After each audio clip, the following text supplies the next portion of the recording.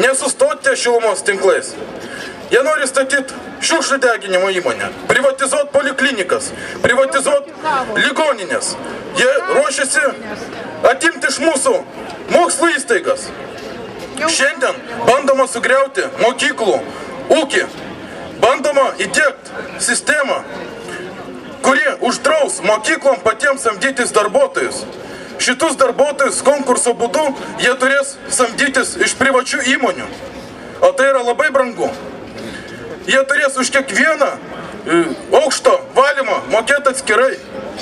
Kiek kartų ateis valytojai, tiek ir mokės. Mokyklos atsidurs ties bankroto riba. Ir šita niekšiška valdžia atėjus laikui pasakys, atleiskit, mums per brangu išlaikyti mokyklas, atiduokim privačiom įmonėm ir viskas bus gerai. Jos tvarkysis, tik privatus kapitalas gali išmokyti mūsų vaikus. Už ką mes mokėsim? Ar turėsim susimokėti už mokslą? Neturėsim. Jie bando įdiegti, reiškia, privačias ligoninės ir poliklinikas. Poliklinikos neišsilaiko. Rajonuose uždarinėjimas ligoninės, visi šitą žino. Jeigu jie pasieks savo tikslus, mes liksim be kelnių.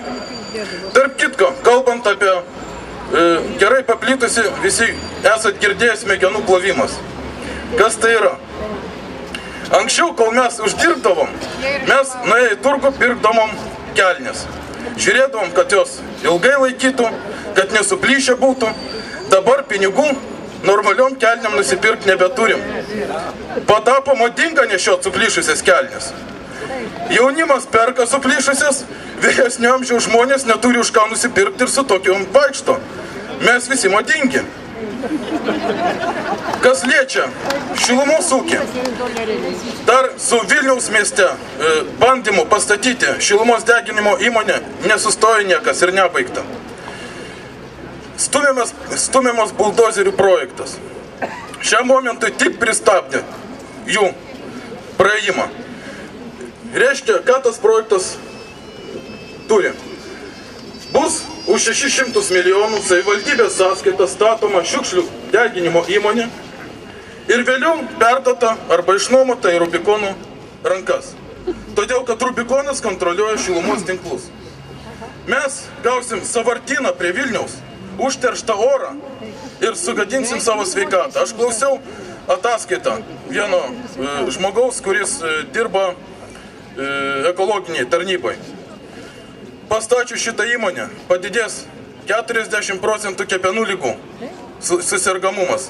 2-3 kartus išaugs vėžinių ligų sergamumas.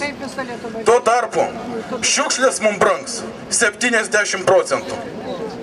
Kam statyti įmonę, jeigu mums pabrangs šiukšlių paslaugos?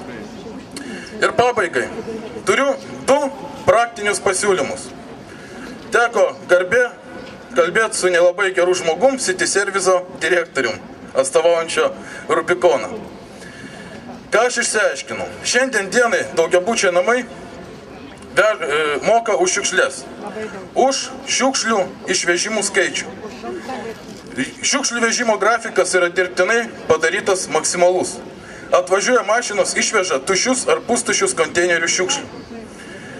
Nueikit į savo namus administruojančias įmonės ir paprašykit, kad jums duotų grafiką, pagal kurį vežamos šiukšlės iš jūsų daugiabučių namų, iš kiemų ar iš šiukšlių šitų šachtų.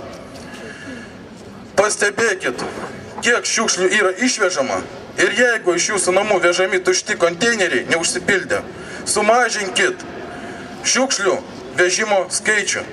Ir jums atpigs šiukšlės, jų išvežimas.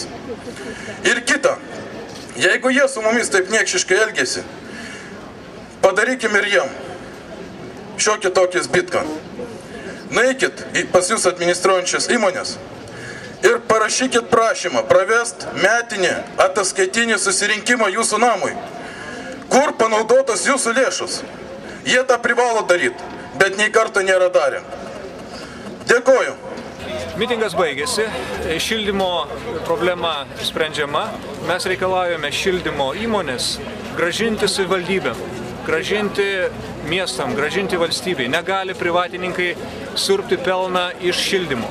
Čia buvo pagrindinis mitingo tikslas, suvažiavo apie 400 žmonių iš visos Lietuvos ir tai yra tik tai pati pradžia didelio proceso. Gerbiami ponai konservatoriai, kreipiasi į jūs socialistinio liaudies fronto mitingo dalyviai. Gimė šį mūsų idėją eksfrontu. Mes norėtume išreikšti savo valią ir požiūrį į jūsų nualintą tautą. Mes, kai buvo 20 metų atgal, ėjome kartu, dalyvavome ir norėjome, kad Lietuvoje žmonės būtų laisvi. Šiai dienai, ką mes turime, praktikuojama apgavystė, atseit laisvi. Kokie laisvi, jeigu žmogus valgyti neturi, jeigu Vilniuje, nepaslaptis, žudosi šeimos, tai yra vyras su žmona, jie nusižudė, ne vardan to, kad žudytis, bet vardan to, kad neturi ko valgyti.